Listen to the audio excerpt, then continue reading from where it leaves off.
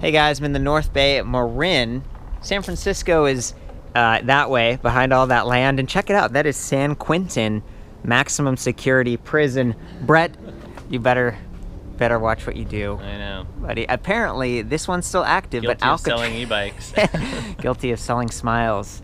It's neat. Like everywhere we go, there's a different perspective, and yeah, I guess, who did you say was in there? Charles Manson? Charles Manson, yeah. Wow, crazy. I don't want to... Other bad folk. People who need some... Think about what they did. Anyway, coming over here to something awesome. This is the Jarifa 27 Donna. Okay, and it's a hardtail, kind of a trail cross-country mountain bike slash fun commuter, because you've got these rack bosses back here. You could easily add a disc brake compatible rear rack to this thing. You could even add fenders. There's bosses right there threaded and down there, and then on the fork. And that's neat, because depending on where you live, if you can only pick one bike, this could be a high quality platform that you could do fun stuff on the weekend, kind of weekend warrior, and then get around town, carry your gear during the weekday. And I love that. And the price on this is pretty decent, $27.99, right? Yep. That's awesome, especially for a Bosch CX drive system. That's their high torque, 75 Newton meter peak. The integration is kind of like meh, sort of old school. It's got the big plastic casing versus being tilted and integrated in the frame. Part of the reason I think they did that is because this does come in 4 frame sizes, including 15.75, the small that we're on here. So the standover height, relatively low. You're still getting the stiffness and the performance. The Bosch batteries, they clip upwards, so you do need a little bit of clearance above the battery to make it work. And you'll notice they haven't, like, you know, sunk it into the down tube at all. It's not as custom. They just sort of mounted the battery, they mounted the motor, but this is still a really reliable, powerful drive system. We're going to do a little ride test later, and I'll try to demonstrate just how powerful it is. We're working with a 9-speed Shimano Deore drivetrain back here. Trigger shifters up top, real easy to activate. And then they also have that window, so if you're new to riding, you can kind of get a feel for what gear you're in over time. Remote lockout on the suspension fork, that's nice. That's part of the whole cross-country slash maybe a bit of urban riding. You lock that out, it's going to be stiffer and more responsive, and the energy that you're putting into pedaling isn't going to be wasted as that suspension goes up and down. Preload adjust, so that's sort of like how hard you're pushing before it actually gives you some spring. But it is a coil fork. It's not quite as lightweight as an air fork. Again, this being the smallest of the frame sizes, it's like 48.7 pounds. That's okay. It's not the lightest weight thing out there. Some of the weight is these bigger tires. These are Continental X-King 27.5 by 2.2 inch diameter. And that's the whole, you know, this is the Jarifa 27 Donna. So the 27 is talking about those in-between size tires. For a smaller bike like this, you're going to get the rolling momentum, the lower attack angle, and just kind of the cushion. There's more air in there of a 27.5, but it keeps the bike lower than if this was a 29er. So it's pretty thoughtfully done, and there's really a lot of attention to detail. You look at the glossy rims here, white. They match the frame, which is white. They got the pastel blue and purple accents. Even the fork, it's all color matched. The saddle, but it doesn't do as much to blend in the black motor, the black battery pack. And apparently, you know, we were just at the New Wheel, which is a shop that Brett co-owns, right? Like you and Karin. And one of your employees was like, people don't love this paint scheme as much. There's a gray and green one that even, you know, this is kind of girly to me. Like I'm That's just the idea, yeah. Yeah, but It's apparently the Donna. Yeah, the Donna, right? Like, but even girls are kind of like, meh. And I don't know. I guess I want to compliment and say, like, great job, Focus, for making. They really went for it with this color scheme. It's completely integrated, but at the same time, like I said, the motor and some of these other things stand out a little bit. So, hey, I'm back. We were up there, but security came out and they're like, this is private, you know? So it was just some sort of office. It's Sunday, you know? Complex. No one was around, whatever. We try to do our best. Completely understand. It's such a beautiful place around here, and the police officer is very friendly with us. Anyway, getting back to the bike, I was talking about this 18-tooth chainring. Spins at 2.5 revolutions for every crank revolution, and Bosch has told me it's designed to really grab that chain so you don't have slip. You can also see there's an aluminum bash guard right here. Shimano Deore, good components, everything's nice about this, except I noticed that the chain gets really close to the right chainstay. So thankfully there is this slap guard. Did you guys add that, Brett? Or That's standard. That's standard, okay, because Concept is sort of like, it seems like their in-house it's like concept bar, concept stem. But will you lift up the rear real quick, and I'll, we can pedal along. So I'm shifting to higher gears, and I mean, look how close the chain gets to that slap guard. So I'm really glad they have it, because otherwise the frame would get nicked up. Does Focus also make like non-electric bikes? They do. It kind of seems like they just took a frame that was like non-electric, put the Bosch motor on it, didn't really think about that smaller chain ring. Because, like high bikes and some of these other ones, they'll have like a pulley riser or something. What are your thoughts on this? I'm trying to break it down here. I mean, it hasn't actually caused, when it's under tension, it does sit off the chainstay. Yeah. It hasn't caused really any issues. Ideally, I think that would be more space. A little higher, yeah. I mean, that being said, I kind of like I don't love pulleys either, if you can help it. Yeah, it's more complexity. There's a trade-off there. Like, pulleys can be a little noisier and more complex. I'm trying to give them the benefit of the doubt. Yeah. Okay, so it was the same thing with these bottle cage bosses. A bottle cage won't fit there. But you guys always hear me complaining, like, why don't they have bottle cage buses? At least you can use these for folding lock, okay? And they're low enough that you can get the seat post down. There's really a lot to think about when you're designing a frame, and I want to be at once like critical and reviewing it and being like, honestly, that chain's close. But on the other hand, it's like, well, they needed to get the motor down so that the seat post and the seat tube could go super low, and the standover height, I don't know. Focus, they're a higher end brand, right? Usually you're paying a lot more than $27.99 for one of their products. So for a bike that's 48.6 pounds, it's got a decent, Shimano Deore, that's several steps up in the Shimano. That's like mid-level kind of stuff. Yeah. So a little more reliable. Do you have anything to say? Actually, before I ask you, I like that with this small trigger to go to harder gears, you can push it down or pull it. It's like two-way, and you can do multi-shifts with the big one. So, I mean, tell me about Deore versus some of the other component group levels. It's like a mid-level Shimano group, and it's the way that Shimano works is their top level sort of starts trickling down. So like this Deore is like XT 2 years ago. Oh. So it's not like, it's still really good. I mean, anything Deore and above, in my mind, is really good. I mean, all of it's gotten really good. Alivio is like Deore 2 years ago. What about like Tourney TX, Not so good. Does that mean you have to tune it up more often? Yeah, or? it's like, there's all these little details, like, the way it wears out, the way the movement isn't quite as smooth. Does it weigh more? It will weigh more, but on an e-bike, that's number one thing is, like, especially with the mid-drive, it's just the stiffness of the derailleur, that it doesn't get all wonky. And anything, tension. Usually if it's below Deore, we're a little bit cautious in terms of how it's going to hold up.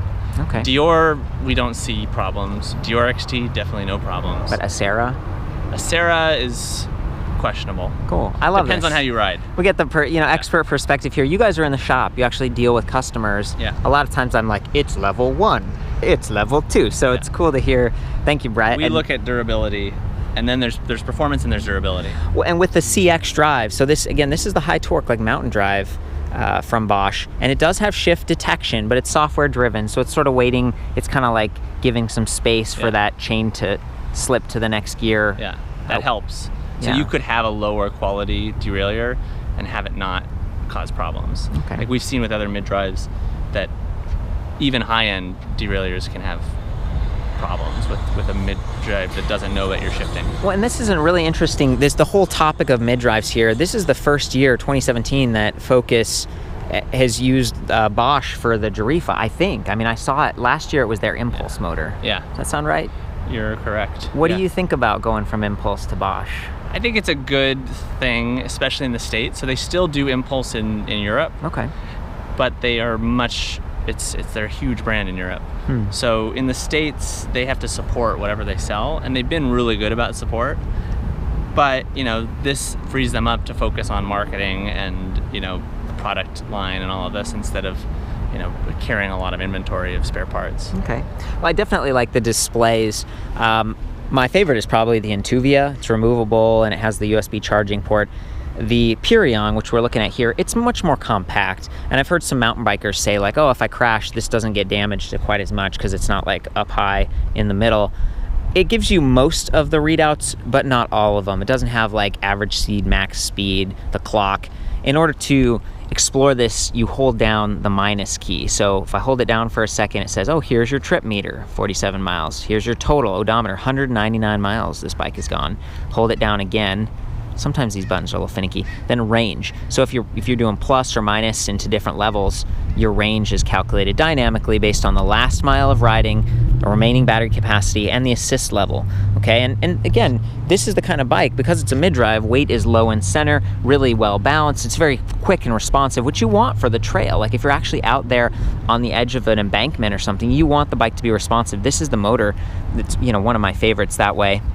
It does produce a bit more noise. You'll hear later it's kind of rear because it's spinning at a higher RPM, but it's measuring your rear wheel speed, pedal cadence, pedal torque 1,000 times per second.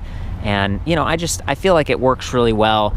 This display is within reach, but again, the buttons, they're occasionally where I'm pushing and it doesn't respond right away. So I hope Bosch, I'm being critical here, but this is still a really good display. I don't know. One thing I would say about it that I always tell people is you have to press on the inside. Oh, closer to the display. Oh, it's on a lever, so if you press out here, it's going to be intermittent and not great. That's what I was doing here. This is really great. Fast. I'm so glad you brought it. Thank you, Brett. Yeah, because I was like right in the middle, where the right where the plus is. Yeah, you want to be higher up. That's way better, much more responsive. Okay, excellent. Also, we got the walk mode, so you press it and then you hold down on the plus. Let's see if there we go. Went out. Oh, it went out. Oh, you got to press the walk mode again, hold down on the plus, and then it goes. And depending on, it seems like depends on the gear you're in for how fast it goes. Yeah.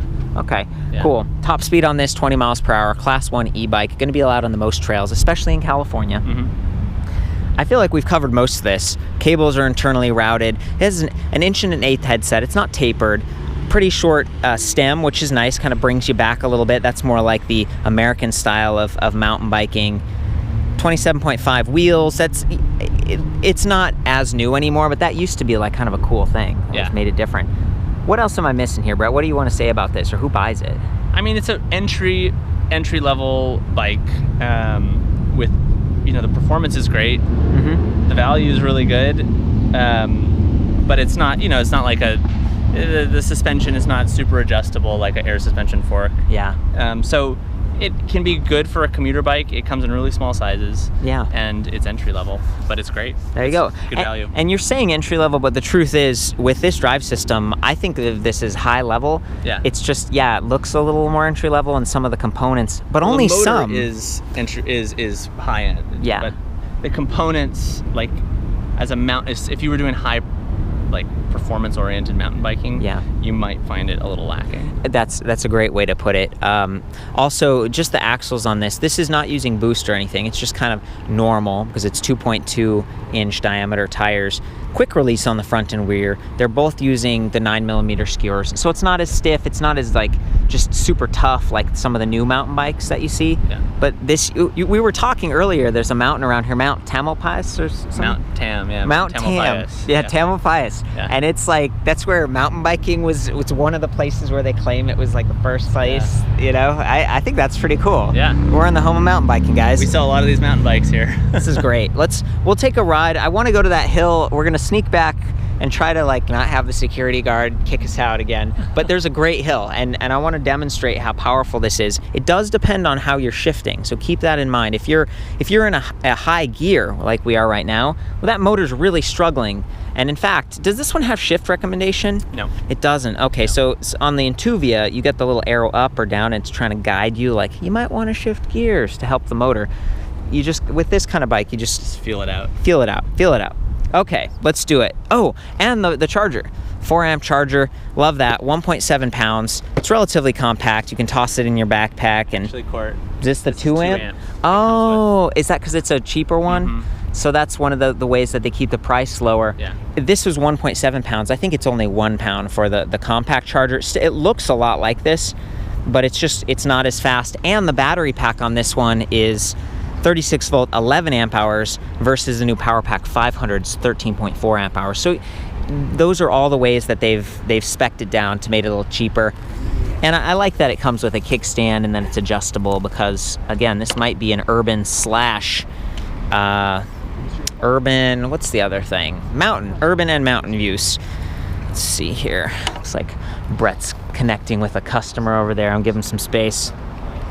I wanted to take the battery off just to show you what that's like. So you twist it, kind of keep that space in mind. Pull the battery pack out, 5.4 pounds, really portable. Uses the same charging port on the bottom that it does on the mounting interface. So you don't have to worry about extra dongles or anything, and you do not have to leave the keys in while you're riding, which some of the early mountain bikes you did, which is kind of lame. Plastic platform pedals. You can see that these, I mean, some of the nubs are missing and they're chewed up. That's what happens with plastic, especially on a bike. This must have been a demo bike. It's definitely been used a little bit more, but at least you get good surface area on this. You could always replace these with like some alloy Welgos off Amazon for like 20 bucks. It'd be a good way to go if you're chewing them up like that. I'm gonna go over to the hill. Okay. See you there. Okay, so let's see. I'm arrowing up to turbo because we're gonna climb.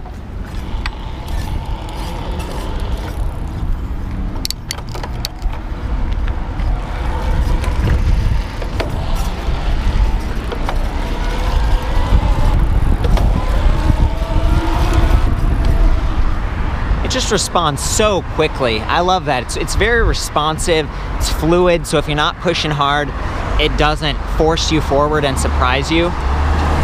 These multi-sensors are very dynamic that way, and it's what you want for the trail.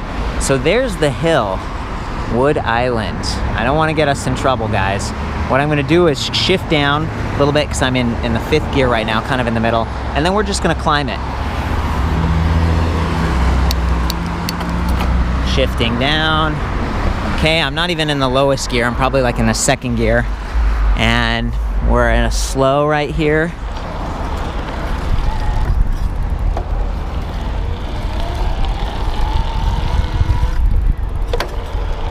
Look at that. I am not standing up. I'm climbing slowly, really putting some pressure on that motor. Sorry, I'm turning around halfway so that we don't get anyone upset. But I mean, it's impressive to be able to climb a hill like that, basically from a standstill, as long as you're in the proper gear. And you will start to hear it more. I'll get you close up again.